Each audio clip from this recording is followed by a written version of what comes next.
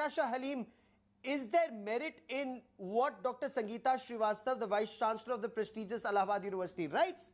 Your freedom ends where my nose begins.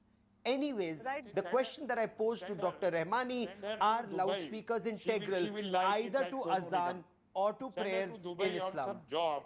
She will like azan. Okay. Like So the firstly, sweetest I'll music be of the very world, like clear Sono about Nigam. it, Gaurav. Firstly, good evening. I want to say this thing that azan is definitely an intrinsic part of Islam. However, loudspeakers are not. Because nowhere is it mentioned under Article 19, 1A of the Constitution that loudspeakers or any amplifying devices are an intrinsic part of Islam. No, they're not.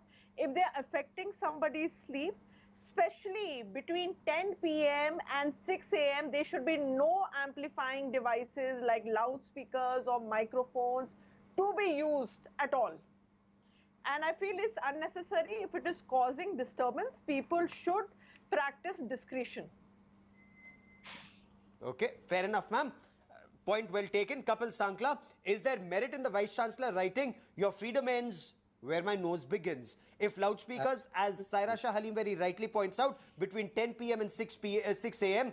cause her to be uncomfortable, then legally can and should the administration step in? Or will it then be seen, as Dr. Tasleem Ahmed Rahmani puts it, minority versus majority politics being practiced by the BJP government? That's the easiest argument to make, isn't it, Gaurav? That it is a minority-based issue. I don't understand how Mr. Rahmani could actually link these two facts itself when the Honorable Supreme Court also banned crackers and said that the decibel level is too high. And this isn't a matter that has been heard now. It's been going on since ages. In fact, Madras High Court long time back said that yet you can use loudspeakers, but you have to check the decibel level and they have to adhere to the noise pollution regulation control of 2000. Thereafter, the Supreme Court also said that, loudspeakers should not be used, and no religious organization has the right to use loudspeakers to propagate its religion.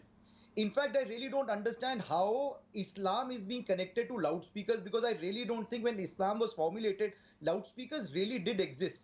I mean, the whole concept was Dr. that there would be somebody on a minaret who would probably loudly Gaurav, say that this is Gaurav, fine. I know. Just Okay. a second, Mr. Rahmani. I just want to say Dr. something. Rahmani, I'm not going to discuss Islam over here. That I was This is not saying a that matter of as Islam at Sir, all. my none of us are understanding discussing is Islam. That's not not our a subject. issue with You Islam. and sir, you have domain expertise. I do not. To raise some controversy unnecessarily to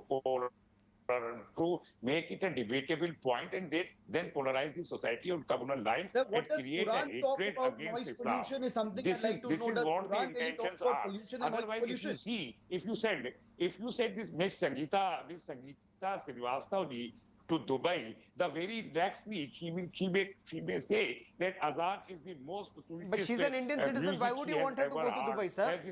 No, why would you want her to go to Dubai? Why can't she be happy in her own country? And why must she be, sir, why can't she have the freedom?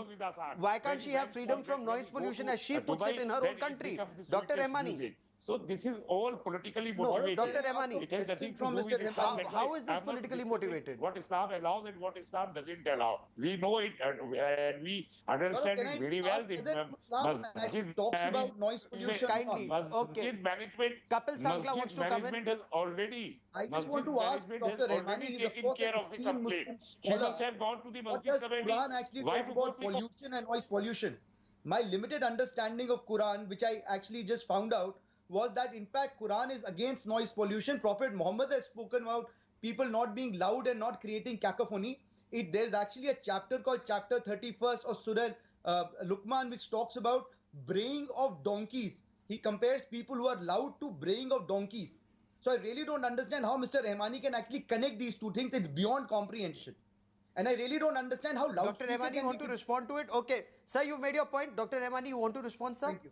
Doesn't allow. I'm not going into that. I know very well what Then you're not Islam going to get allows into and Quran. what Islam doesn't allow.